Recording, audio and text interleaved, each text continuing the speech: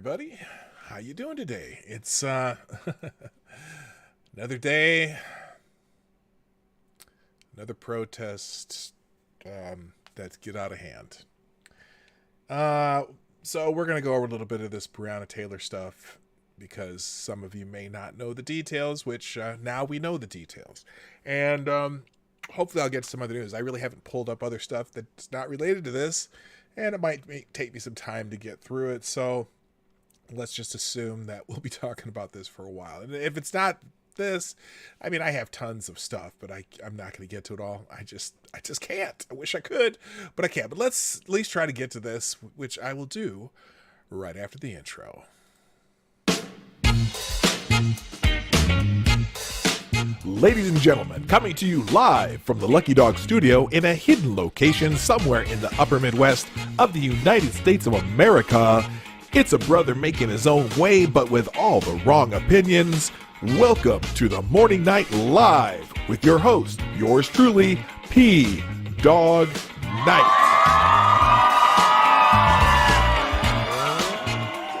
Stop the music. Good morning, everybody. Welcome to the Morning Night Live. It is me, Marty, your host, also known as PDawgKnight, and welcome back to the PDawgKnight Channel.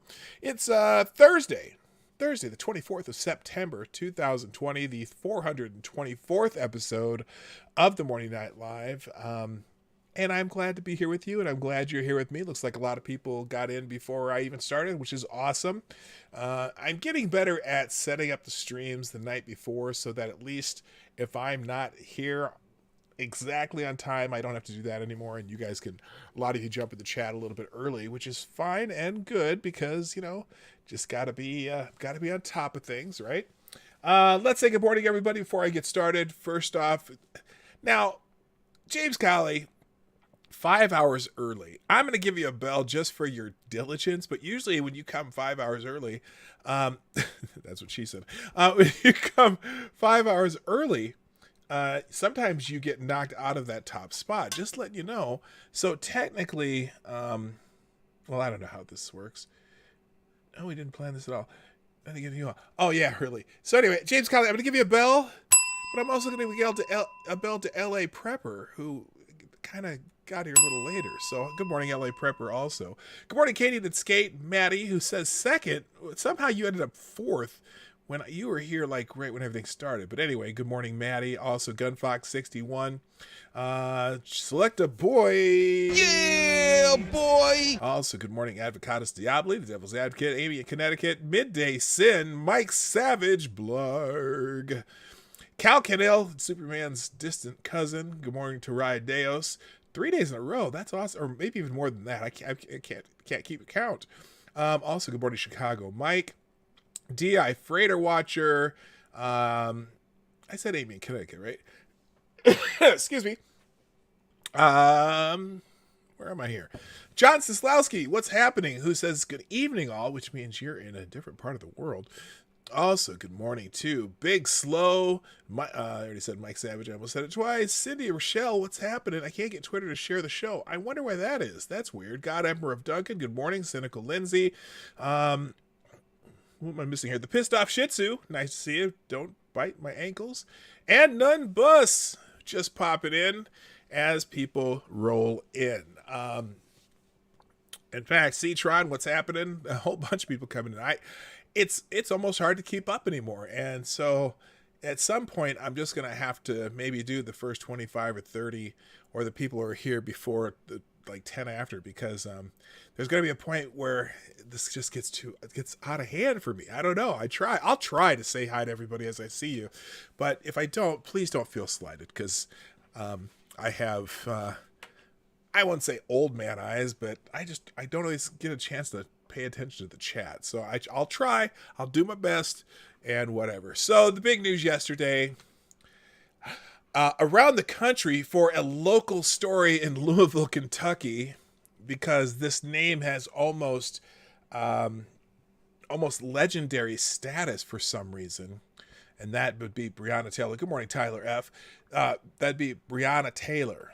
Breonna Taylor, the woman who has an ambiguous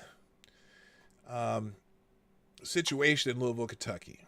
And when I say ambiguous, meaning she had a pretty poor taste in men, and also possibly a poor taste in avocation. I wouldn't say poor taste in occupation or avocation. I don't know. She just hung around a lot of drug dealers and maybe have been involved in it a little bit herself. But that doesn't mean that she shouldn't be dead. Okay, and I fully blame her death on her boyfriend at the time, who decided that when police were coming into their house or apartment, that he would start shooting at them. And in fact, that is not, the funny thing about this, that is not in dispute, that he fired first. He even admits that he fired first, which is amazing. Now, they have a witness that said the police instead, because the big thing on this story, when you first heard this story, what did you hear? You heard no knock warrant. They broke into the apartment and the guy shot thinking it was an intruder. They fired back and killed Breonna Taylor, who was sleeping in her bed, dreaming about sugar plum fairies, right? And what the masses who spend a lot of time in the streets want, they want the cops to be charged with murder. Now, by the way, good morning, Kevin S. And Matt Fields, what's happening? So, now, when I first heard about this story, and what's not in dispute is that the boyfriend fired first. And what the first story I heard was that that he shot through the door. And I'm like, well, why would he shoot through the door? And then later someone said, well, they had already were already breaking into the door. So him firing through a door, I don't know. I don't know. Good morning, Kingslayer Damocles. How you doing? You first thing you heard was they knocked, but did not announce. But the story that came out first was the no knock warrant. That was the big thing, because we were talking about whether or not no knock warrants are a good idea or necessary or whatever. And as I've kind of looked into this, there are roughly 55 around the country, roughly 55 no knock warrants served a day. And they don't, obviously you haven't heard, since the day that Breonna Taylor passed, you haven't heard of any other stories of people getting killed through no knock warrants, right? And when you're thinking 40,000, was it 40,000? There's a lot of warrants served every week. And so you're not, the idea that this is, that, when LeBron James said they're out there hunting black people, I thought, well, if they're hunting black people, they're not very good at it. Because I know deer hunters who go out and get a deer every time they go out hunting. Or, not every time. But so if you're actually hunting people, then if you have 40,000 warrants served a week or something like that, or 55 no knock warrants a day are served in this country.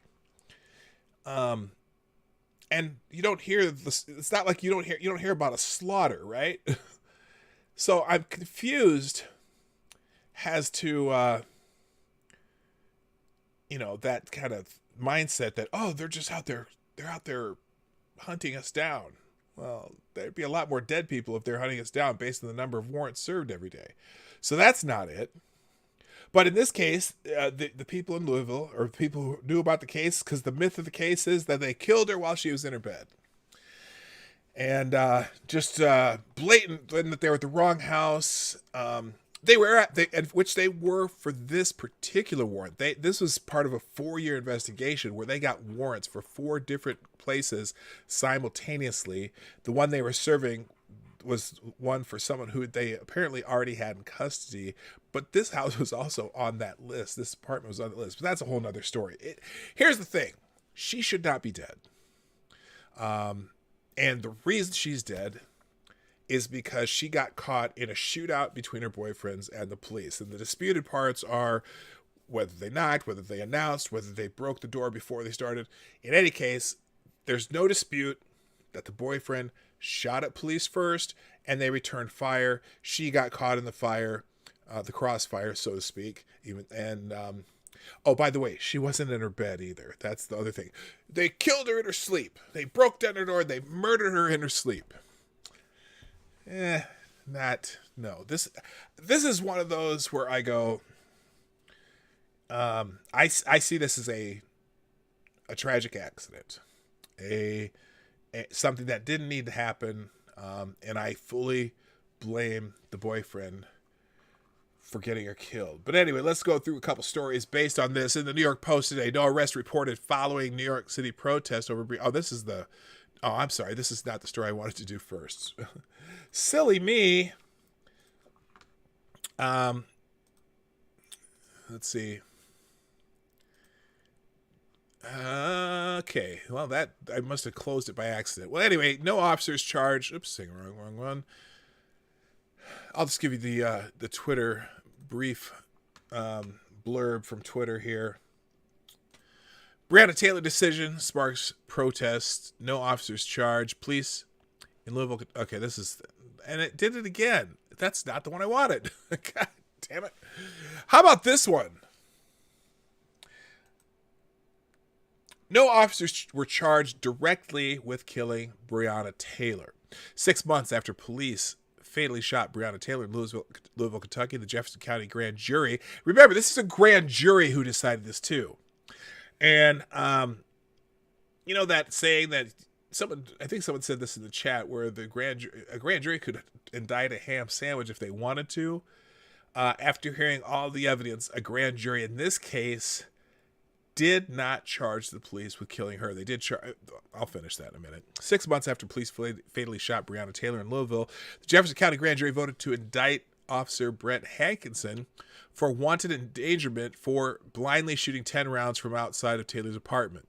Kentucky Attorney General Daniel Cameron said the use of force by the other two officers in the case was justified to protect themselves. Let me do a quick report from CBS News. We'll play this one if it comes up.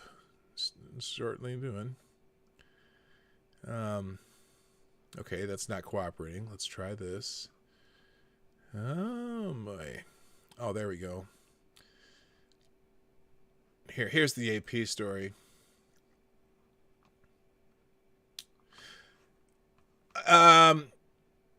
Hours after.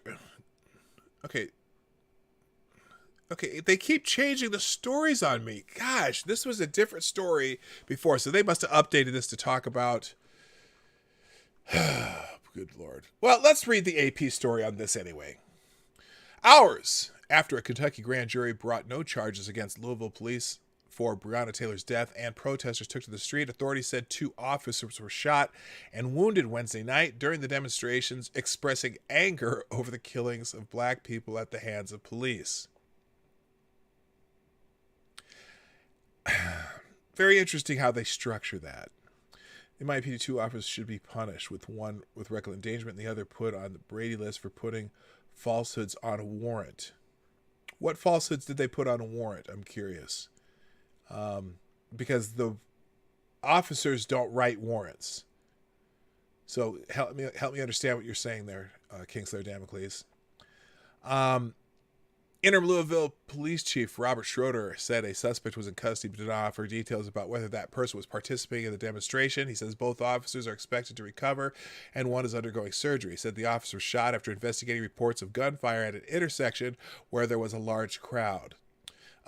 Several shots rang out as protesters in downtown Louisville tried to avoid police blockades, moving down an alleyway as officers lobbed pepper balls. According to an Associated Press journalist, people covered their ears and ran away, frantically looked for places to hide. The police with long guns swarmed the area, then officers in riot gear and military-style vehicles blocked off the roadways. What's fascinating, it's interesting that they're highlighting what the police did here, but not what the protesters were doing. It's interesting. I don't know, and I don't know what the protesters are doing. I'm not saying one or the other was doing anything wrong, but The idea that two police officers were shot, I'm pretty sure I'm amazed, by the way, at the restraint there's been throughout the country in these protests. Almost shocked we haven't had another Kent State incident here yet, and I think that is, I don't know, that's amazing to me. Anyway, several shots rang out as protesters in downtown Louisville tried to avoid police blockades, moving down an alleyway as officers. Okay, we did that already. The violence comes after prosecutors said two officers who fired their weapons at Taylor, a black woman, were justified in using force to protect themselves after they faced gunfire from her boyfriend. Did you hear how that was written?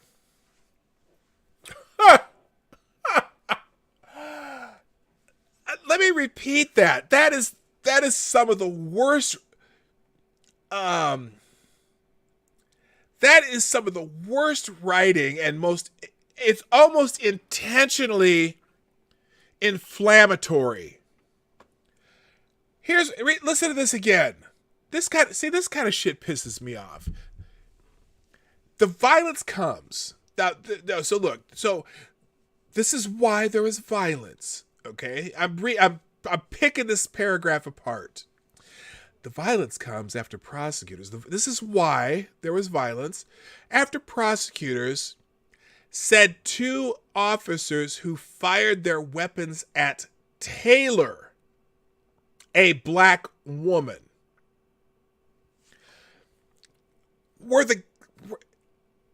who in this room or in the world thinks the officers were firing their guns at Breonna Taylor? Anybody? Does anybody here think that they were firing their guns at Breonna Taylor?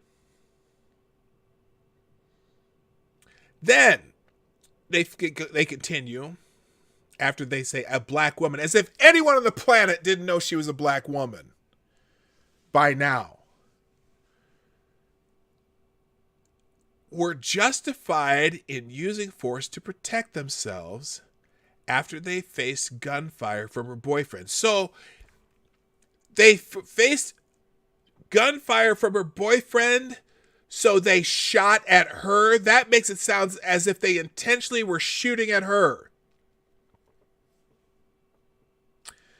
The only charges were 3 counts of wanton endangerment against fired Officer Brent Hankinson for shooting into the home next to Taylor's with people inside.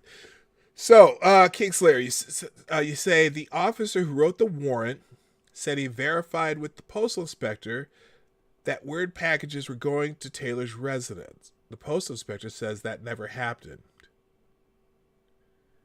How would this postal inspector know? He verified with. Okay. This is part of a 4-year investigation, right? I'll get to that in a minute. I'm not sure where you read that part from. This postal inspector says that never happened. Okay, again, this is part of a 4-year investigation into some drug activity in the Louisville area. There's all kinds of stories about that. I'm not 100% sure where you're at there. Good morning, MC. Welcome to the show. Hammer time. Also, good morning, Sean DW and Scotty Dubs. What's happening? ABL thinks maybe the boyfriend used a human shield. You know what? I can't speculate to that. There's no evidence one way or another whether he did or not. He fired at the officers. One officer's hit. The officers returned fire. And unfortunately, this is not, one problem too is we watch a lot of TV and movies about cops where a cop, if a cop gets fired upon and the cop is the hero cop comes out and in one shot takes down the person with perfect accuracy to exactly where they want to hit the person, and or shoots the gun out of their hand, or shoots them in the leg and laughs at them, or some shit like that, or shoots them smack in the forehead in one shot. That's not how pistols work, okay? And one of the reasons, and so, frankly, officers are trained to fire until they know that the danger is no more, okay? And so that's part of their training. They fire, and most of them use semi-automatic pistols, and so usually 5 or 6 shots are fired before they determine what else they're going to do next. Good morning, Anna Lynn. How you doing? And Cynical Lindsay, what's happening? So yeah, thanks, Kingslayer. I'm curious, and now you got me curious even more now. But I have another story more detailing the whole incident. Anyway, that paragraph sucks. The violence comes, and the way they write this too. This is the story headline is 2 Louisville officers shot amid Breonna Taylor protest. And they start the first paragraph the second paragraph, they say, hours after 2 officers were shot and wounded Wednesday night during the demonstrations expressing anger over the killings of black people. Again, that's not how you write a story. You can talk about what the demonstration is about in a different paragraph, but they're intentionally trying to make this. They're twisting it. It just drives me nuts.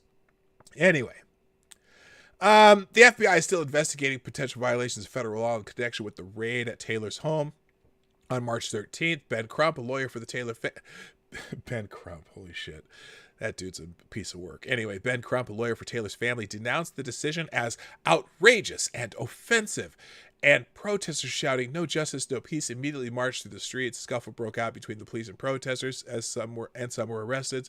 Officers fired flashbangs, and a few small fires burned in a square that's been the center of the protest, but it had largely cleared ahead of the nighttime curfew as demonstrators marched through other parts of downtown Louisville. Dozens of patrol cars blocked the city's major thoroughfare. Demonstrators also marched in cities like New York, Chicago, Washington, D.C., Atlanta, Philadelphia, and Seattle, where there were riots again. And I don't understand this either. Look, apparently, Breonna Taylor was a beloved figure throughout the United States. I'm sure LeBron James will come out and have a press conference discussing his thoughts on the Breonna Taylor case, and I've watched the pundits on TV who just completely ignore, don't even give a second of I don't know, credibility or whatever, or just even thought to the possibility that this grand jury could have been correct in their assessment of whether or not this was a murder. They want them charged with first-degree murder, as if they went into this house to murder Breonna Taylor.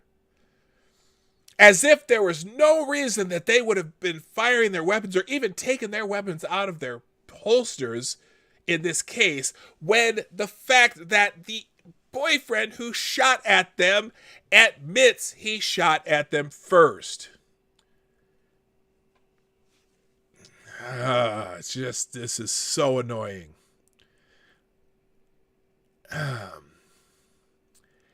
And so this AP article about 2 officers being shot goes into deep detail about everything even tangentially related. This is supposed to be the Associated Press, the story about officers getting shot. So here, they continue the story about the officer being shot. Notice they, really the end of the story here is, said the suspect was in custody but did not offer details about whether that person was participating in the demonstrations. Well, he was out there for something. And he says both officers are expected to recover and one is undergoing surgery. End of story, right? Nope. they go into details about Breonna Taylor, but then they continue down here after they talk about Ben Crump and marches in other cities around the country. Then they say Taylor, an emergency medical worker. Not quite. She hadn't worked as a emergency medical worker for quite some time. She had been fired. God damn. Was shot multiple times by white officers. Oh, thank you. We have to put in the fact that they're white officers. And my bell's not working anymore.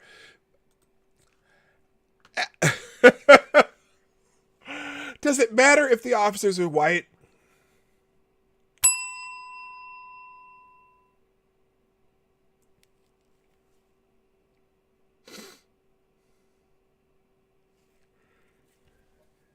I am trying not to have a conniption here. Taylor, an emergency medical worker, she was not, was shot multiple times by white officers who entered her home during a narcotics investigation. State Attorney General Daniel Cameron said that while the officers had a no-knock warrant, the investigation showed they announced themselves before entering.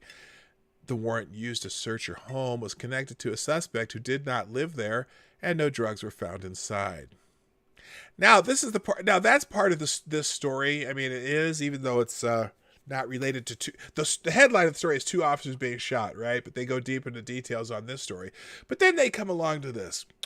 Along with the killing of George Floyd in Minnesota, Taylor's case became a major touchstone for nationwide protests that have drawn attention to entrenched racism.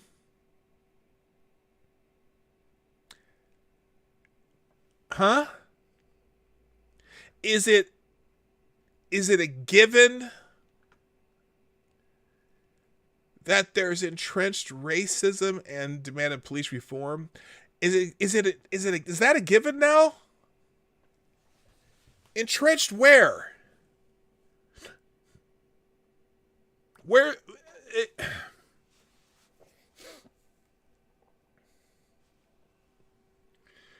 Entrenched where? Is there racism? Yes, there's obviously there's racism.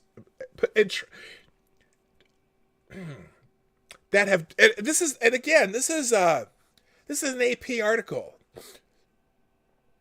Along with the killing of George Floyd in Minnesota, Taylor's case became a major touchstone for nationwide protests that have drawn attention to entrenched racism.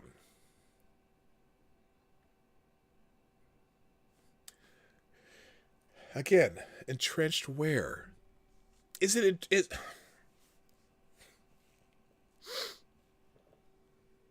and demanded police reform. Taylor's image has been painted on streets and blazoned on protest signs and silkscreen t-shirts worn by celebrities. Several prominent African-American celebrities joined those urging that the officers be charged.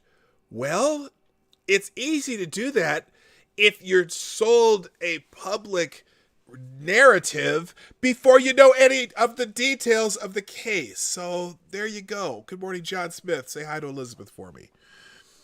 The announcement drew sadness, frustration, and anger that the grand jury did not go farther. Well, perhaps they saw the case and all the evidence and decided that, hey, there was no reason to charge the officers. Now, granted, there was a civil suit against the city, and if there's anything wrong with the warrant, which I agree with Kingslayer Damocles that there very well could have been, does that mean that the officers should be charged with murder? In this case, when they're returning fire at someone who fired on them. I don't know. Now, here's the part that I'm like, what? Why did they add this? The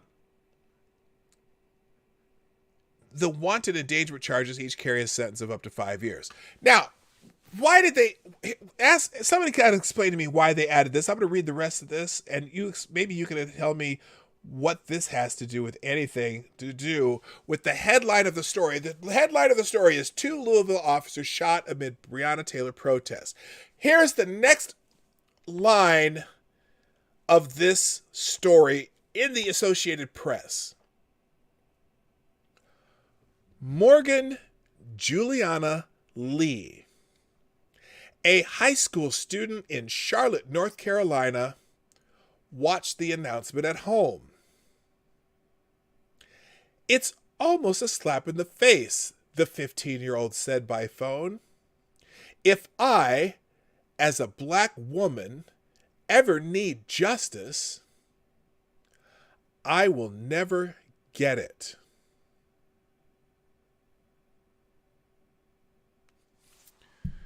Okay.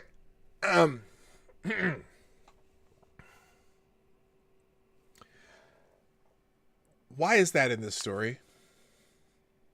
A random 15-year-old in a city 300 miles away, 400 miles away, 15-year-old student. They got a comment from her by phone. The AP took the time to find some random 15-year-old in Charlotte, North Carolina. And also, this is one of those things that pissed me off too. Okay? So, again, we pump up these stories. We feature these stories constantly. And again, these are man bite dog stories. If this Breonna Taylor situation happened every day, wouldn't we heard about a few more since then? I mean, when did this happen? Back in May, March, something? The reason this story has made national news is because it's a man bites dog story. It's not a story that happens every day. It's unusual, but it fits a narrative of multiple unusual stories over the past, it's been 10, 15 years now. Because the reason we know every single name is because those are the names that get brought forth. You don't hear about the stories where, especially if they're not of a particular race, you don't hear about the stories at all, except for maybe in the local news. But these kind of stories being constantly promoted and constantly put through for these protests. You have a 15-year-old girl in Charlotte, North Carolina, saying that if something ever happens to me, I will never get justice. Bullshit. And what are the chances of Morgan Juliana Lee, a high school student in Charlotte, North Carolina, being caught up in a no-knock warrant where her boyfriend shoots at the police while she's in the room? What are the chances, Morgan Juliana Lee? Now, I don't blame her. This is the AP finding they're trying to draw emotions out of you. Thank you, Kingslayer Dan, because I noticed your note that you DM me. They're just trying to drag emotions out of people and get people emotional without actually listening to the details of the story. It's insanity. And the media, they say Trump is stoking the, what do they call it? He said the Russians are stoking discord. They're saying that Russians are stoking discord. Do you think this article is designed to, I can't, oh my God. Governor Andy Beshear, a Democrat, said he authorized a limited deployment of the National Guard. He also urged Cameron, the state attorney general, to post online all the evidence that could be released without affecting the charges filed. Yeah, this is a grand, now here's the thing.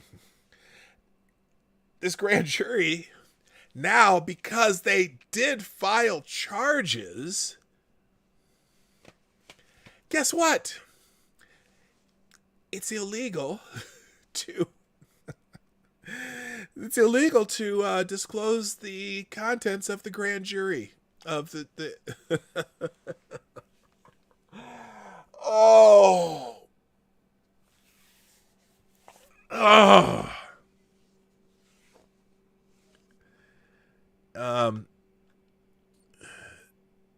He also urged Cameron, the state attorney general, to post online all the evidence that could be released without affecting the charges filed. Oh, I suppose if the things that weren't related to the charges.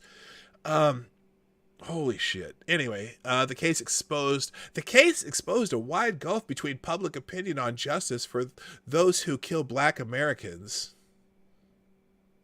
and the laws under which those officers are charged, which regularly favor police and do not often result in steep criminal accusations. You know why? Because in this case, I'm not. Oh, fucking A. At a news conference, Cameron spoke to the disconnect. Criminal law is not meant to respond to every sorrow and grief. As in, this was an accident. Yes, there is sorrow and grief in accidents that were caused not by Breonna Taylor, but by who she was with, who was having a firefight with police officers. Sorry, I broke your ears if you're wearing headphones. But Cameron, the state's first black attorney general, glad we had, as if that matters, but congratulations, Cameron, said the officers acted in self-defense after Taylor's boyfriend fired at them. Is there any dispute that he fired at them first now? Is there any dispute whatsoever about that? Just curious. He added that Hankinson and the two officers who entered Taylor's apartment announced themselves before entering and so did not execute the warrant as no knock. According to the investigation, the city has since banned such warrants, which you know what? 55 served a day in the United States, and you don't hear a Breonna Taylor incident every day, do we? 55 a day are served in the United States, and I'm not hearing about 55 people being killed a day at no knock warrants. But just curious. Whoa! What did Google do to Maddie here? Message deleted by the Google moderator team. Get the fuck out of my chat, Google. Holy shit. Anyway. Is there anything else I want to talk about this? Oh, the FBI crime lab has determined that Cosgrove fired the bullet that killed Taylor. So somebody's probably going to murder that police officer. Thanks for sharing. I'm glad we know which officer in particular hit that officer. Good for you. And then they go on. Now they're just trying to. They're just, again, this article is meant to stoke the flame. It is absolutely meant to stoke the flame. Lindsay, Maddie, you even have delete a link to your website. I'll put it back up. If they delete mine, I'll be pissed. That's why I have you as a mod, so you can link things. God damn it. Hello, Donatello Slapfellow, by the way. Now, listen. Now, this is an AP story about two Louisville police officers shot him in Breonna Taylor protest. Now they go down here. They keep going on and on and on. Cameron said the FBI crime lab determined the Cosgrove fired the bullet that killed Taylor, which now they've identified the officer that killed Taylor. That's some great way to go. Good morning, Taylor Blackstone. How you doing? Hey, how you doing, Smarty Bear? What's up? Now here's this is hilarious. Taylor's boyfriend, Kenneth Walker, opened fire when police burst in, hitting Mattingly. Walker told the police he heard knocking, but did not know who was coming in and fired in self-defense. Really? Now let's say, for example, I'm at home. And I have a gun. I don't have a gun. I'm thinking about getting guns. I'm not against guns. I'm not just a gun guy. That's all. But let's say I'm at home and someone knocks and walks into my door. Am I going to shoot at them, not knowing who they were? I mean, is that any gun owners out there? If you did that and you just fired at someone who came into your house, I mean, now, granted, there are times when my son or my daughter pop by, they knock on the door and they just walk in. Or they just walk in. And it could be any weird time of the night, too. In fact, some of my son's friends are welcome in my house pretty much any time. and they walk into our house, if I just started firing it, not because I didn't know who was coming in my house, is that a problem? I bet most of you gun owners would think that that's probably not a good idea, right? Good morning, Riesler. Would you? You would do that? I don't know. I don't know if I'd do that. Okay, now this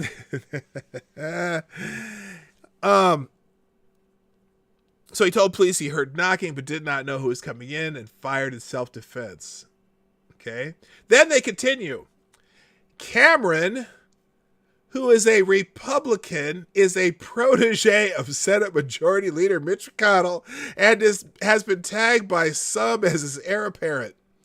His was one of 20 names on President Donald Trump's list to fill a future Supreme Court vacancy. So now they found a way to get Donald Trump involved. Way to go. Oh, good Lord. At a news conference, Trump read a statement from Cameron saying that justice is not often easy. He later tweeted that he was praying for the 2 police officers who were shot. Yeah, well, the only reason he read that statement is because someone asked him in the press conference, and so he didn't make any other comments about the lack of charges or the officer shot other than that. He read that statement. Democratic presidential candidate Joe Biden, why you always hiding? With you, I'm not riding. You campaign like Poseidon. Joe Biden. Come on, man. Joe Biden. And his running mate Kamala Harris are calling for policing reform. And Kamala Harris is still trying to what do you call it? She's still helping people get bailed out. Yeah, busting down your door with guns pointed is different than walking in. Well, yeah, it is. Is that, but now do we know that happened too? Did they? Or did they bust in after one was shot? I don't know. Well, I guess we'll find out eventually if they do. Taylor Blackstone once had a drunk guy wander in my apartment. Yeah, but would you start shooting? YouTube's obviously unwiped. Okay. Anyway, Biden says that while a federal investigation continues, we do not need to wait for the final judgment. What of that investigation to do more to deliver justice for Breonna? What does that even mean? I'm going to read it again because I know that music was in the way a little bit. Thank you, Gabriel Verleen. I'll get to that in a moment. Biden says that while a federal investigation continues, quote, we do not need to wait for the final judgment of that investigation to do more to deliver justice for Breonna. He said the country should start by addressing excessive force, banning chokeholds, and overhauling no-knock warrants. And I don't disagree with any of that, but what does that do for Breonna? She's dead. Come on, man. Come on, man. Come on, man. I think I'm going to be using that one a lot. That's going to be my new favorite one. We must never stop speaking Breonna's name as we work to reform our justice system, including overhauling no-knock warrants, said Harris on Twitter. Well, Harris said that we should stay in the streets, too. So, yeah, I think she's... This is the longest article about 2 officers being shot I've ever seen. Hankinson was fired on June 23rd. A termination letter sent by interim Louisville Police Chief Robert Schroeder said that he violated procedures by showing extreme indifference to the value of human life when he unwantedly and blindly fired his weapon. Okay, apparently he shot into the wrong apartment, I guess. I don't know.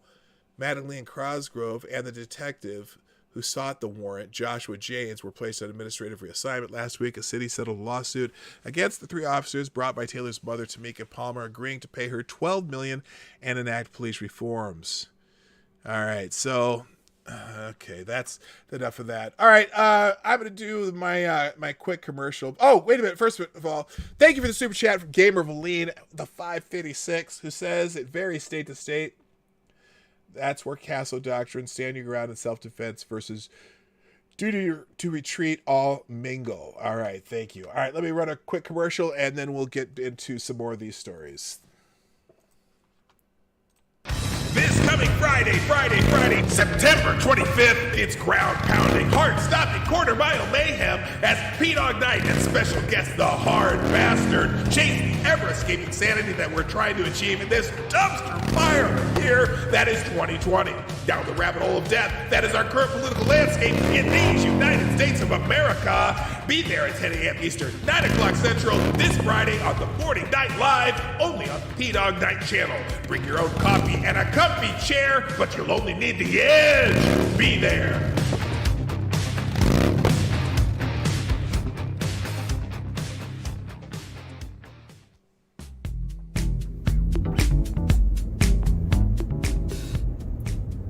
Hey everybody, it's me, Marty. Welcome to the Morning Night Live. I hope you're enjoying the show. The Morning Night Live is sponsored by you, the viewers of the Morning Night Live. Please, if you have a moment, take time to share this stream by hitting that little arrow down below or up here if you're on a mobile. And please hit the like button. I know you like it, you're still here and you're still watching. And finally, if you want to support the show, you can do that through your donations and super chats, which are in the description down below. You can do that at Streamlabs link or at PDawgKnight.live. That every little bit helps. And thank you for watching. Now back to the show. All right, and super chat link is right up the chat if you're interested in doing that. If you'd like to help out the show, to do a donation. We also take donations through Venmo and Cashapp. Those links are in the description down below. All right, let's, and as you see tomorrow, that's tomorrow when the Hard Bastard will be here. We're looking forward to having him.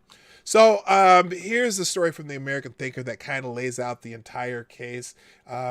It may get a little tedious for you, but I really want to go through this whole thing. And hopefully we'll, oh, what the hell's going on here? There we go. Let's take that out. So here's the case. The truth finally emerges about Breonna Taylor's death. Again, this was back in March, and it's fascinating too to me that a bunch of these people in all these other cities are also protesting and rioting over this person. But anyway, the truth has finally emerged about Breonna Taylor's death this past March. It turns out, surprise, that the Democratic Party and Congress, in the media and on the streets, has been lying. Taylor was not a complete innocent whom racist police slaughtered in her bed during a no-knock raid. Instead, she was the victim of her poor choices in men. Her friendship with a local drug kingpin justified the raid, and her boyfriend's decision to open fire on police who had knocked and identified themselves led to her shooting. I'm going to say, allegedly, the witness says they identified themselves too. The only witness that was within earshot that they have. So I'm letting that slide, although I'll still throw in an allegedly. That certainly doesn't mean that she deserved to die, but it explains why she did. The case begins with Breonna's ex-boyfriend, Jamarcus Glover. The Louisville Courier-Journal delved deeply into that relationship, while the following is a summary. Glover is an accused drug trafficker who is believed to be a part of a large drug and weapons trafficking ring in Louisville. According to an affidavit, Glover went to Taylor's apartment in January, left the apartment holding a package, and went straight to a known drug house. That wasn't Glover's only trip to Breonna's apartment. Police had placed a tracking device on Glover's car, which showed he made frequent trips to her apartment, leading police to believe her apartment was a holding place for drugs and money. Glover, who was also heard telling someone that Taylor handled his money, although there is no evidence that this statement was true. Taylor also seemed familiar with Glover's world of drugs. When he was arrested in January, he called to ask her to locate an associate who could post bail. She answered that the associate was already at the trap, a slang for a drug trafficking house. On another occasion, Taylor posted a $2,500 bond for Dariel Forrest, another man whom police suspect was involved in this drug ring. The Courier-Journal has still more evidence of the close connections between Glover and Taylor. That's why the police got a warrant to search Taylor's house. Whether or not Taylor was involved in the drug and weapons ring, she ran with the bad crowd. She would have done well to heed Aesop, who warned, if you choose bad companions, no one will believe that you are anything but bad yourself. I am not going to judge her. I'd rather just judge her on the facts, not on her past or her possible future. But anyway, Taylor didn't choose any more wisely when it came to her boyfriend, Kenneth Walker. He was the reason the police shot Breonna. Kentucky Attorney General Daniel Cameron held a press conference on Wednesday explaining all of the grand jury's findings. The most important one was that police did not do a no-knock raid. That, of course, was what everyone was told to justify why Breonna's boyfriend, Walker, shot at the police when they entered the apartment. Quote, evidence shows that the officers both knocked and announced their presence at the apartment. The officers' statements about their announcement was corroborated by an independent witness who was near in a proximity to the apartment 4. In other words, the warrant was not served as a no-knock warrant. And again, that's just based on the witness. When Walker and Taylor did not answer the door, the officers broke the door. Sergeant Matterly entered, saw Walker with a gun pointed at him, and felt himself get shot. It happened that quickly. Walker confirmed that he fired the first shot, and ballistics shows his bullet wounded Matterly. At that point, all of the officers opened fire. As a reminder, they did it because one of their own had taken a bullet, and that they all knew that they were in a kill or be killed situation. Moreover, a barrage of bullets they fired, 32 bullets, was appropriate. The magic single shot that takes out the bad guy in Hollywood movies does not exist. Once you start shooting, you must shoot to end the threat completely. 6 of the bullets struck Breonna. It's telling that none hit Walker. Had he run or hidden behind her, or was she just very unlucky? Cameron does not say. Concerning the fatal shots, Cameron debunks another lie. The media claimed Breonna was in bed, implying a passive figure whom police massacred. In fact, Taylor was standing at Walker's side, and she knew or should have known that Walker was armed. Quote, Sergeant Matterly identified 2 individuals standing beside one another at the end of the hall, a male and a female. In his statement, he says the male was holding a gun, arms extended, in a shooting stance. End quote. Both Cameron and the grand jury showed real bravery in refusing to indict police officers who did everything by the book, only to find themselves under fire. Although she did not deserve to die, the fact is that Breonna Taylor made terrible choices when it came to the men in her life. These choices started a chain reaction that ended with her dying almost instantly from one of 6 bullets that hit her. And that seems to be the end of the article. So, granted, some of that is editorialized, but it does include the facts that we know via the Kentucky Attorney General and whatever the grand jury brought forth. Now, I want to go take a quick look at, let me get a quick look at this article that Kingslayer Damocles sent me. Oh, there it is, DMs. Hang on a second, because I want to read this one too, because I'm not going to be, I'm not taking this as a one-sided thing here. Here we go. This is from WDRB.com, which is that a local, let's see, what's WDRB?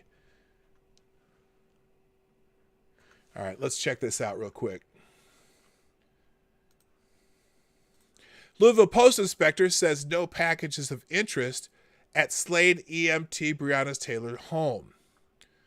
Huh? I'm not sure what that means. Okay. A U.S. postal inspector in Louisville said Metro Police did not use his office to verify that a drug suspect was receiving packages at Breonna Taylor's apartment, one of the factors listed in officers' request for a no-knock warrant for her home. But Tony Gooden said a different law enforcement agency asked his office in January to investigate whether Taylor's home was receiving any potentially suspicious mail. After looking into the request, he said the local office concluded that it wasn't. There's no packages of interest going there, he said in an interview with WDRB News after WDRB News contacted him on Friday. Louisville Metro Police shot and killed Taylor, an emergency room tech. Okay, they keep saying that she's, a former EMT. Yeah, she was not an EMT anyway. During an early morning raid, March 13th, the shooting of Taylor, a black woman,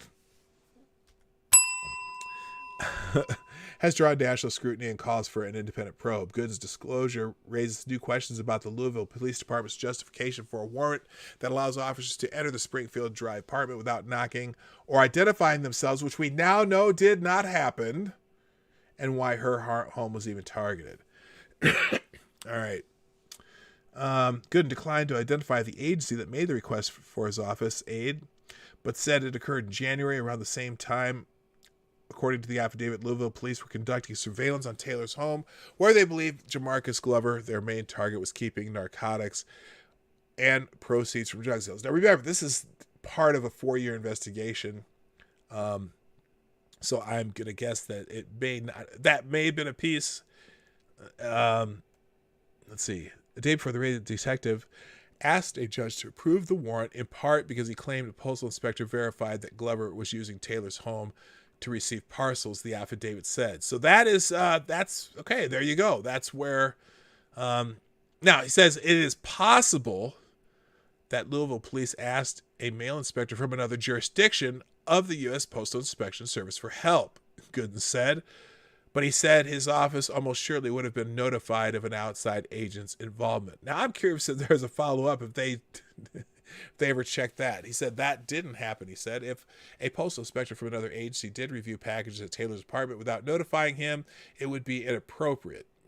They are coming into my area of responsibility, looking into something that I very well may be looking into. Gooden said they shouldn't come into my area of responsibility doing anything without notifying me.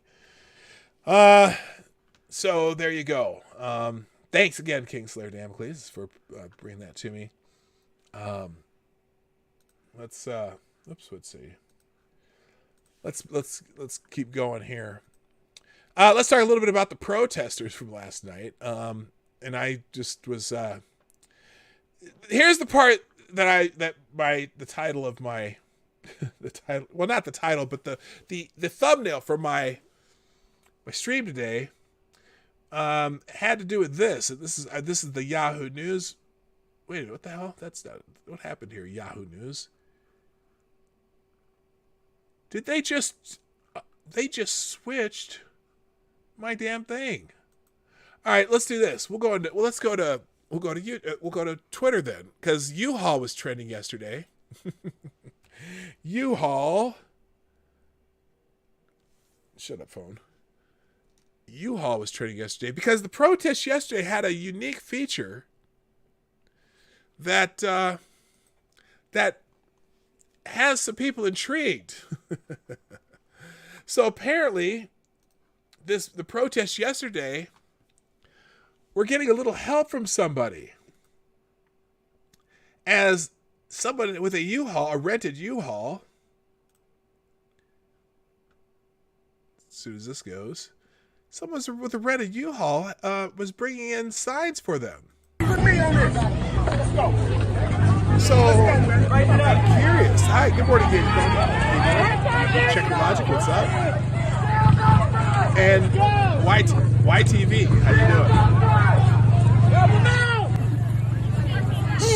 So they have a U-Haul full of signs and shields. Look, they're bringing out shields, kind of like they do in Seattle. They have riot shields of their own homemade making, which is just fascinating. So, tense scene as BLM crowd marched to the streets while passing Louisville police cars and officers.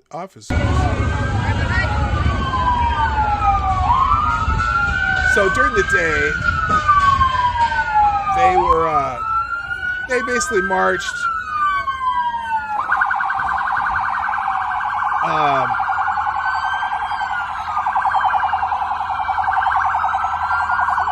That's pretty loud there. And then this next scene so they're going past. They seem to be leaving the police cars alone at this point. But this was interesting. Y'all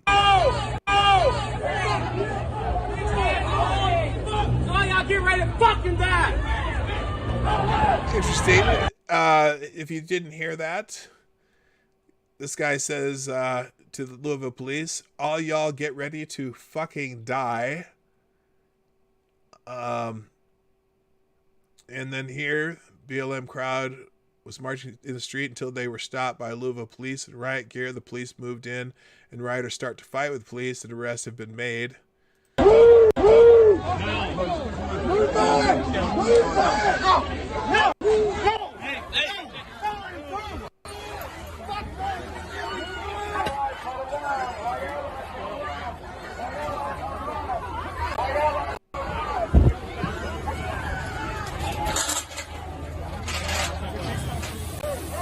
I can't tell from this.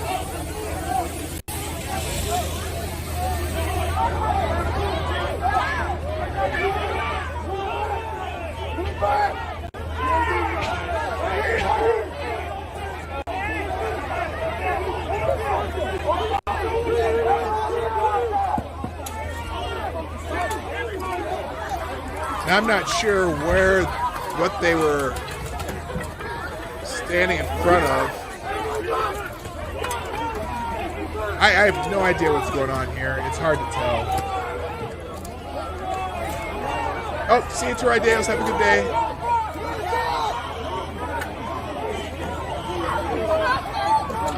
So anyway, what's interesting about that U-Haul truck, though, now I don't know what's true and what's not necessarily about that, but I know that someone was saying that someone who worked for Jack Dorsey had something to do with the truck, and so that somehow Twitter is now, I don't know what the word would be, part of the scene. But they had Kentucky State Police out near City Hall in Louisville. Apparently, someone started a small fire here. Maybe that looks like a weedy roast fire. That doesn't look too bad. But then again, they're trying to set fire to boards protecting the windows at City Hall too at Louisville. Police came out to the Hall of Justice in Louisville to put out fires that had been started and were attacked by projectiles by rioters. The police fell back inside the building. An unlawful assembly had been declared. That's later getting into evening. Multiple fires have been started downtown Louisville. As a bonus, something exploded right in front of him as he was filming this. I don't know if you can see it or not. Something in the fire. There was something in the fire that exploded. Interesting. Then they moved away from the Hall of Justice, and fires were being set along the way. There's the route wherever they're going. Some people in the crowd are breaking uncovered windows as they walk down the street in Louisville. And then police are starting to crack down on BLM. This is 14 hours ago, so this is roughly 10 o'clock at night last night. Anyway, and then, he was out here when the gunshots were fired. He says, seconds before I recorded this, I heard what sounded like gunshot. I'm now being told that an officer was shot, because 2 officers were shot last night, as we know. Corbury Turnbolt, what's happening? Also, Random American, nice to see you. Nice to have you here. Anyway, so that's that. Let's see. I did want to get into a couple of news stories today, and I'm certainly have not done that yet. How's everyone doing, by the way? Let's see how many people we have in the stream. We've got 43 in the stream, 44 right now. I'm glad you're here. Hit the like button if you're thinking about it. I'll remind you at the end of the show too. All right.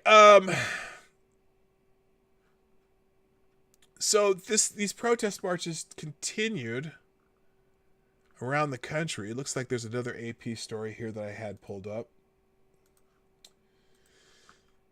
The latest grand jury's decision not to indict police officers on criminal charges directly related to Breonna Taylor's death. 8:50 p.m., Louisville police say an officer has been shot amid protest over lack of direct criminal charges for officers in Breonna Taylor's shooting death. Now, yeah, this is the AP. So, this is just this line. It's like they have to find they justify it in the sentence. Listen to this. Louisville police say an officer has been shot amid protest over a lack of direct criminal charges for officers in Breonna Taylor's shooting death. Now, before they said they didn't know what it was. Anyway, a spokesman for Louisville Metro Police Department issued a brief statement Wednesday night saying, "We currently have an officer shot. We'll update when we can." The statement did not elaborate on the condition of the officer or the circumstances of the shooting. We know that both of them are okay now. One is in critical but stable condition, as we've heard in the news. Brutus, what's up? One well-placed tomahawk cruise missile. Also, good morning, Midnight in Exile. The development came amid a fast-changing scene in Louisville where the police had earlier fired flashbang devices to clear a demonstration from downtown square Wednesday evening. The protesters had gathered there to protest the grand jury's decision not to indict police officers. Yes, we know. Okay, I'm going to stop reading this story. And then they talk about the Breonna Taylor case. Moving on. And another story about the 2 police officers shot. Now, the only reason I brought this one up, this is from PBS, okay? And I'm laughing at the headline. 2 police officers shot, but unclear if tied to protest. Oh my God.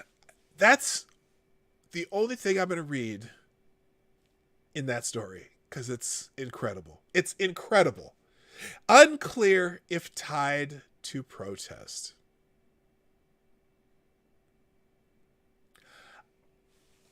Wow. That's all I have to say about that. Fire set. Yeah, we know about that. All right, let's see if there's any other news besides these protests because I've talked about this long enough.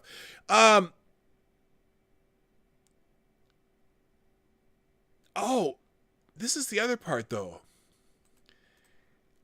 This was fascinating when I saw this, and this is your tax dollars at work. You'll love this article. The State Department helps fund the Black Lives Matter narrative. Huh. ESPN commentator Max Kellerman on Tuesday claimed 93% of this summer's Black Lives Matter protests have been peaceful. Yes, someone put out that number. I'm thinking, so 93% have been peaceful?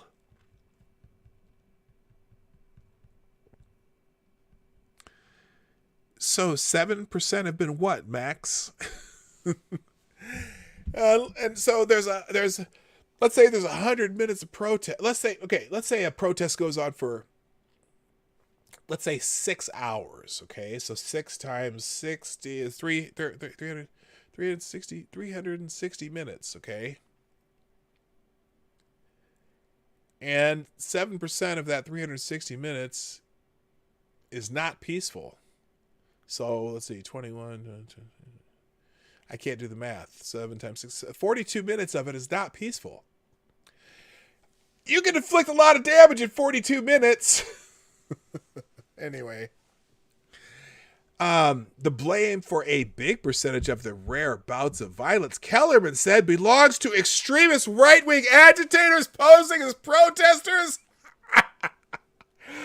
Bullshit. The guy who murdered the guy in Portland, was he a extremist right-wing agitator posing as a protester? No, he said, I am Antifa 100%. Are the guys burning down?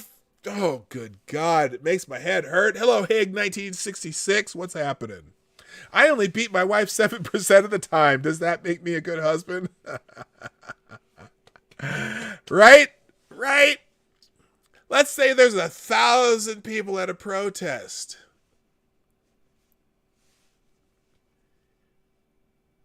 And 70 are violent. Let's say there's 10,000 people at a protest. Wait, 7% of... wait, did I do that wrong? I did the... 10,000 people... So 700 people being violent, that's 7% of the protest. That's 93% of the protest being peaceful, right? Holy shit. Kellerman cited a report published earlier this month by the U.S. Crisis Monitor Project, a joint effort by the Armed Conflict Location and Event Data Project, ACLED, and the Bridging Divides Initiative at Princeton University. ACLED receives funding from the Bureau of Conflict and Stabilization Operations, a State Department office. Well, we know how the career people in the State Department lean, don't we? We've kind of learned how they roll. The report claims many demonstrations did not turn violent, though at least one ended in tragedy when an armed teenager allegedly fired at protesters in Kenosha, Wisconsin, killing 2 people and leaving one seriously injured. Oh my God. All of the shit that's been going on for the last 115 days, and the only one that they can remember is the kid in Kenosha who protected. Oh my God. That's embarrassing. Thank you, Purple Pill Perspective, for the $2 super chat. Popping in to say hi at work, and we'll watch later. Stay awesome. Well, thank you. You stay awesome too, and I greatly appreciate the super chats. Remember, the super chat program you can find in the chat somewhere in there. If you scroll up, it says this show is sponsored by viewers like you. Please support the show with your donation and have your super chats read live on the show. Click one of those links and you can do that. And I need the money, so I appreciate it. Anyway, the report's authors also contend that federal authorities deployed to keep the peace around Portland's federal courthouse in July and August actually re-escalated tensions. Portland's been on fire for 5 fucking years. Sorry, I'm yelling again. I'm going to get a new mic setup where when I yell, it doesn't blow your ears out. I'm buying it this weekend. Your dollars have helped me put that together. Thank you. Holy shit. Portland has experienced more than 100 consecutive nights of unrest as of early September, interrupted by smoke from the wildfires around the state, which many have been set by arsonists. Anyway, along with ESPN's Kellerman, the Ackland report has been cited favorably by the New York Times, the Washington Post, Time, and dozens of TV and newspaper outlets around the United States. The study has not gone uncriticized, however. The report, generally speaking, classifies demonstrations as either peaceful or as riots, wrote Seattle radio talk show host Jason Rantz at Newsweek earlier this month. The simplistic view is troublesome because in many big cities where these violent demonstrations have unfolded, police departments have purposely stood down and not declared a riot, and in some cases haven't even been involved in quelling them for fear it would exacerbate the problem. Yes, they riot anyway, and they don't classify it as a riot. These are only the ones that have been actually classified as riots. In some cities, like Seattle and Portland, they tell you the police to stand down. Given the relative infrequency of violence that the Ackland study purports to show, Rantz argued could be used to justify less coverage of the violence. After all, it's only 7% of what's going on. Some media outlets will happily use that logic here. And that's the story. Yeah. It's only 7%. Yeah, the best that who said that I only beat my wife 7% of the time. Good God. It's just it's mind numbing. All right, let's see. Should we talk about Joe Biden? Nah. Let's see. No, we're gonna skip him. Let's anything else good down here? Trump has his Supreme Court list narrowed down to 5 women. Oh, and we talked about Dianne Feinstein yesterday. Democrats are fearing that Dianne Feinstein is not up to the SCOTUS fight. She has noticeably slowed. Well, she's the one who's saying that that it would make no sense for them to try to pack the courts and end the filibuster just because, let's just put it this way. She has said some sensible things that don't fit the narrative that Democrats want to push. Thank you, God Emperor of Duncan and the 333. Treat yourself to that gold-plated audio patch cable this weekend, P-Dawg. You're worth it. Well, we're gonna change up my system. The Blue Yeti has served its purpose well, but I need something that will take my sudden outburst of incredulity, or whatever that word is, so I can scream and yell and it won't blow your ears out. So thank you. That every bit helps. If or sometimes you can't hear me because when I do the whisper thing, I don't get close enough to the microphone and you can't really tell what I'm saying. And then it makes it harder when I get back here and I start yelling and the thing peaks out and all that shit. So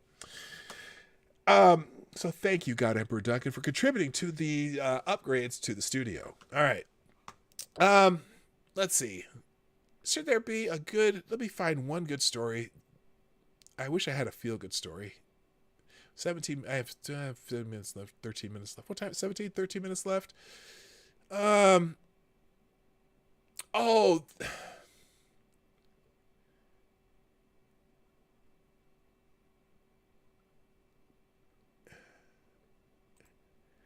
this story annoys me.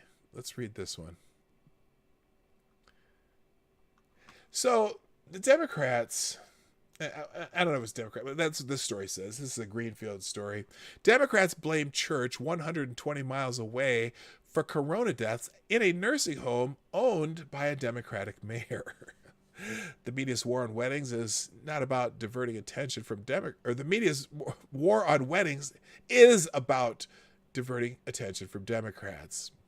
There's over 200 miles of distance between the Tri-Town Baptist Church in East Millinocket, a small Maine town with a population of under 2,000, and York County with over 200,000 people. But when prison inmates at the York County Jail began testing positive for coronavirus, Democratic officials chose to blame the Tri-Town Baptist Church for the sins of York County Jail. The story is a familiar one because the media loves to tell it so often.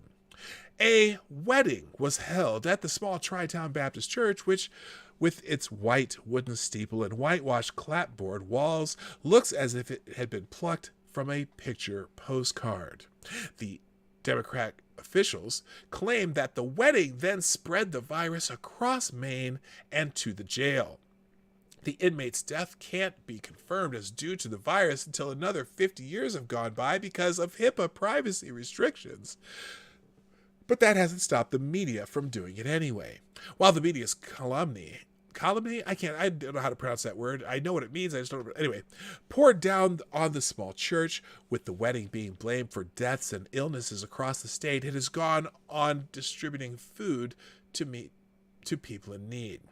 York County has around 1,000 cases of coronavirus, while Penobscot, the home county of East Millinocket, has a bit over 200. Is it really more likely that the place with a quarter of the cases and death toll infected the second largest infected county in Maine, or the other way around? Serious journalists might have asked whether the spread is real or manufactured by the massive increase in testing volume after the supposed wedding that infected Maine. But there's no room for serious journalists in journalism who might follow the story wherever it leads, past the politically convenient lies and to the real story, which is a lot closer to the center of power. The wedding at the small church in East Millinocket is also being blamed for deaths at a nursing home in Madison, over 120 miles away, where a nursing assistant... Thank you, I'm going to pause. Thank you, Johnson Slowski. Buying a hardware audio compressor along with the new microphone. They don't cost much and will do more to improve the volume issues with that microphone. Well, it's not the microphone that I'm changing. I'm going to actually get a mixing board that has an audio compressor in it. So yes, that is what I'm doing. And it also has some effects and stuff, but I'm going to go get an actual microphone with the right cables and throw it through a mixing board and do all that stuff. So it's not just going to be the microphone. I love my Blue Yeti. It's simple, and for what I've done for the last several years, it's been great for what it's been, for what it is. But now that I'm trying to be a little more professional, I'm going to start upgrading the whole system incomplete. So anyway, all right. Anyway, so they're blaming this church. I'm not going to read this whole story, but they're blaming a church for cases in 120 miles away because they had a wedding and one person from the wedding went somewhere else and infected the entire state of Maine. Go fuck off. Oh my God. Let's see. There's all kinds of cases, suits over this mail-in ballot stuff. I probably should have put out more stories today. I didn't. Anyway. Oh no.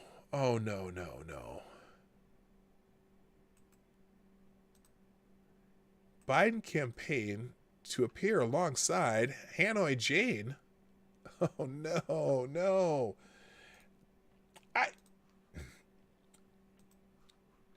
Jane Fonda's old and somewhat irrelevant now. I don't know if this is a big story or not. Maybe to older people it will be.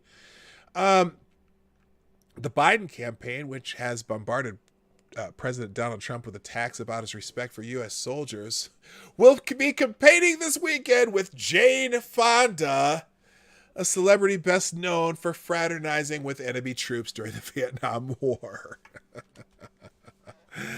The Democratic vice presidential candidate Kamala Harris is set to join Fonda at a Saturday virtual event held by a progressive advocacy group, Supermajority.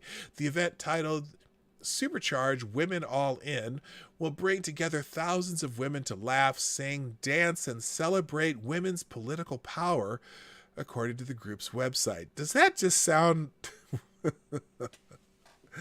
That sounds so 60s to me. Anyway, Fonda traveled to North Vietnam in 1972 as part of an anti-war protest that saw her pose for photos with enemy troops on an anti-aircraft gun. The photo sparked outrage among Vietnam veterans, earning her the nickname Hanoi Jane. Fonda's public appearances remain subject to controversy. A group of Ohio veterans called on the actress to donate her $83,000 speaking fee to the families of fallen soldiers ahead of a May appearance at Kent State University. Harris and the Democratic presidential nominee Joe Biden have criticized President Donald Trump on veterans issues in recent weeks. During a September Veterans Roundtable, Biden criticized Trump for ignoring the bounty on the heads of Americans in Afghanistan, referencing a slew of June reports that claim Russia bribed the Taliban to kill U.S. servicemen. It turned out to be a phony report. One day before the roundtable, Marine Corps General Frank McKenzie, who oversees military operations in the region, told NBC News that a review of U.S. intelligence failed to corroborate the alleged bounties. So anyway, she's going to... Kamala's going to hang out with Hanoi Jane. Good for her. Let's see here.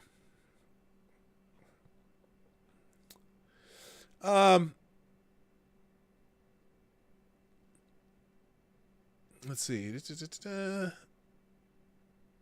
9 million Americans still have not received their stimulus checks. What's going on at the IRS? Hey, I resemble that remark. Let's find out. We haven't gotten ours yet. I'm still waiting. 9 million Americans have not received their stimulus checks. What's going on at the IRS? A report by the Government Accountability Office says the IRS still hasn't sent out about 9 million Americans their $1,200 stimulus payments because there's no updated list of individuals who are eligible that haven't received a payment. Oh, maybe that's why I don't have one yet. Congress authorized the checks in the $2 trillion pandemic relief bill passed in March. The overwhelming majority of taxpayers have already gotten their checks, but 9 million people who don't file tax... No, I filed tax returns. I still haven't gotten... I've been bugging them about it for a while because we never got ours. And don't receive Social Security have yet to see any money. Well, they don't file taxes and they don't receive Social Security. Why are we giving it to people who don't file taxes? I suppose, I don't know. Anyway. And the IRS hasn't updated information since April. Oh, good. That's good. It's the IRS. What do you expect? When they want their money, they'll be on your doorstep when... but if you owe them money, or if they owe you money, you can wait. All right, let's do this. I'm at a stunning loss for words, so let's go in to check out what the news of the day is, and then we're going to get out of here. On the Explore tab on Twitter, the top story, apparently, is no officers were charged directly with killing Breonna Taylor. We've spent plenty of time on that already, so let's check the news that might be breaking, see if anything news happening. Oh, this thing! I saw this. Trump...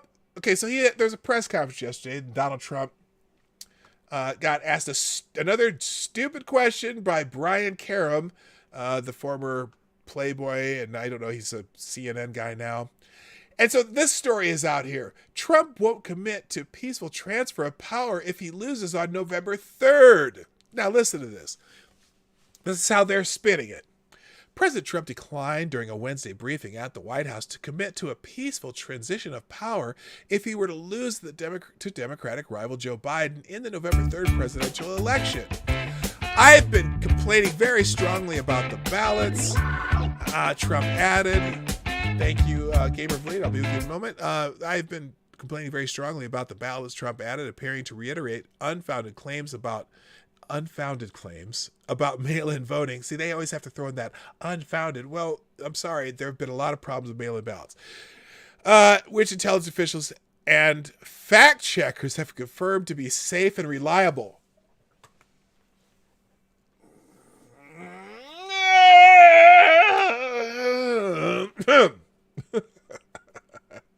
Really?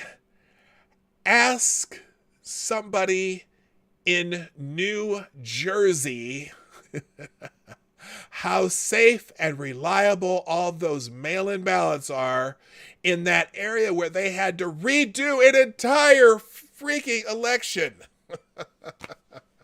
Now, I hope somebody here has the clip. Here's the clip. Listen to this question. Why is there an ad on the clip? I don't want an ad on the clip. When did they start doing that shit? Here, skip. All right, listen to this question. Now, hopefully they'll have the whole question. Win, lose, or draw in this election, will you commit here today for a peaceful transferal of power after the election? And there has been rioting in Louisville. There's been rioting in many. Hold up. I'm going to run you back to the beginning of that question. Listen very carefully to this question. Listen. I heard this question, and something immediately came to mind that I wish the president would have caught, because he didn't catch I don't think he caught the entire question. Listen to this question. Win, lose, or draw in this. What were those words? Did you hear those words? What were the first three words he said? Win, lose, or draw in this election, will you commit here today for a peaceful transferal of power after the election? And there has been right. Okay, that's the first question. Win, lose, or draw, will you commit to a peaceful transition? I wish the president had heard the question much and it said this. Dear dumbass, if I win the election, there will be no transfer of power. Sit your ass down. Next question. Win, lose, or draw, will you... What a stupid fucking question.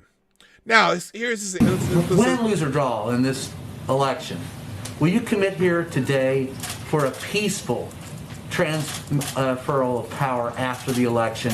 And there has been rioting in Louisville. There's been rioting in many cities across this country, red and your so-called red and blue states. Will you commit to making sure that there is a peaceful transferal of power after the election? Well, we're going to have to see what happens. You know that I've been complaining very strongly about the ballots, and the ballots are a disaster. I understand that, but people are rioting. Do you commit to making sure that people are writing about the election? We want to get rid of the ballots, and there is no draws, right, Adeline? There won't be a transfer. Frankly, there'll be a continuation. The ballots, and you'll have a we'll have a very peaceful.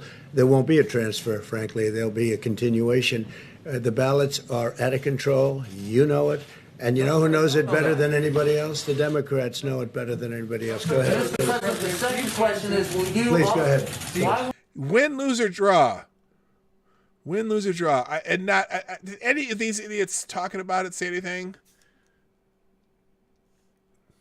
For the record, Trump seems to be saying with the won't be a transfer comment that without the imaginary scam ballots, he'll win the election and therefore there won't be a need for transfer of power. Well, the question was, in fact, I'm going to try it. The question was, quote, win, lose, or draw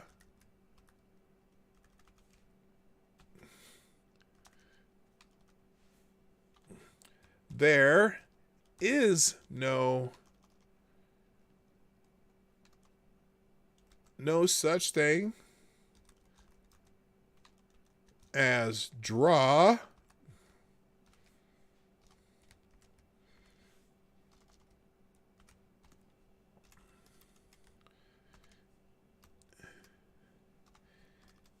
and there's definitely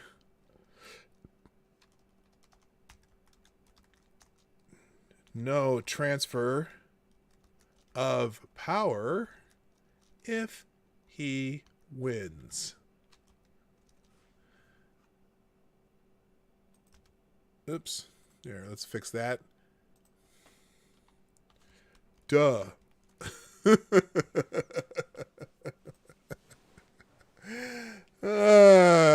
These people are so fucking stupid. On a draw, Trump wins since he has the Senate. Is it the Senate that does the tiebreak? Is that correct? I'm not sure if there's a tie in the Electoral College. I'm not sure. You are probably correct. Let's see what else is happening. God, these people. Win, lose, or draw. Do you promise to have a transfer of power? Well, no, there won't be a transfer of power, you dumbass.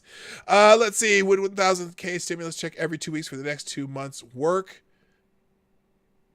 No, it wouldn't. Let people go back to work. That would be the best thing that would work. In fact, the economy is improving because in a lot of places, people are going back to work. Millions of acres are now burned in wildfires across the West. New evacuation orders were issued as the Bobcat fire approached 100,000 acres burned. Dozens of people have been killed as a result of...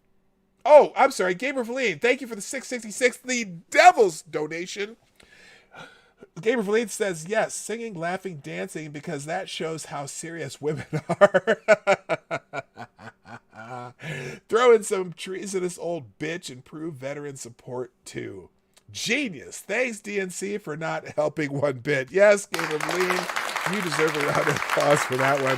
I thank you very much for the super chat. I appreciate it. The fires have burned across a total of some 4.5 million acres in Oregon, California, Washington, and Idaho, according to Reuters. Wildfires are causing dangerous air quality and emitting record amounts of carbon dioxide.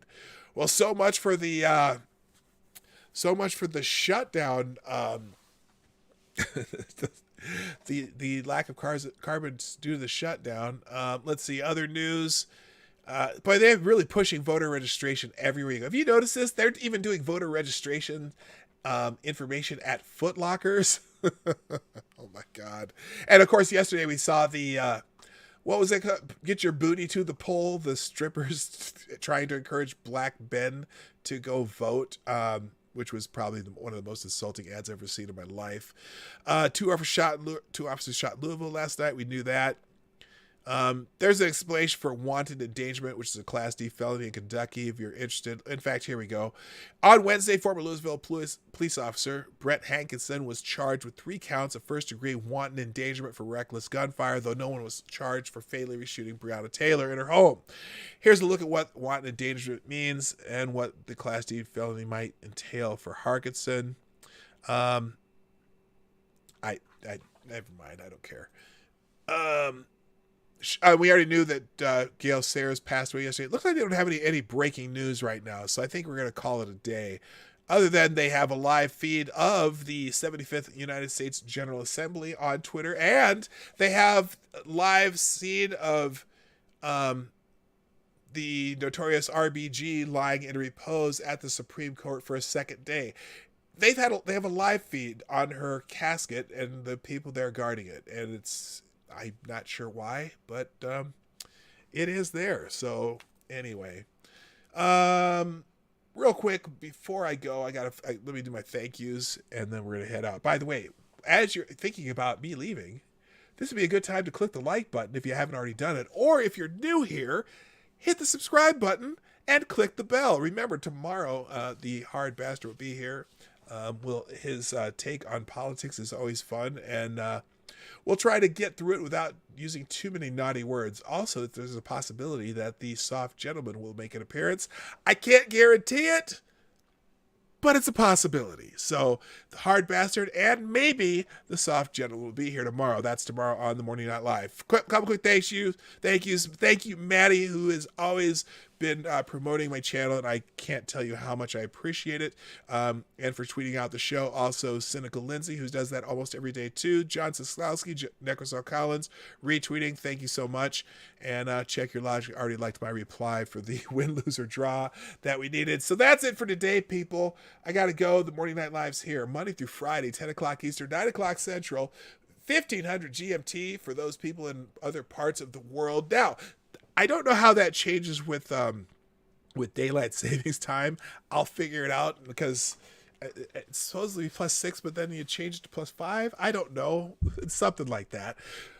I'll figure it out and make sure I get it right. But anyway, if you just a reminder, hit the like button before you go. 45 people, 38 likes. There's a bunch of you haven't done that yet. And please share the stream out. Hit the share arrow down there or up there if you're on a mobile. Follow me on Twitter, Minds, Gabs, and Parler. I'm very active on Twitter, and I also do notifications on those other 3 platforms.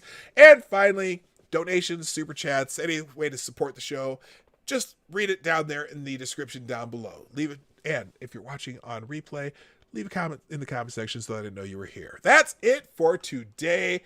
Did I say good morning to you, Renee Mayette? I can't remember. I think I did.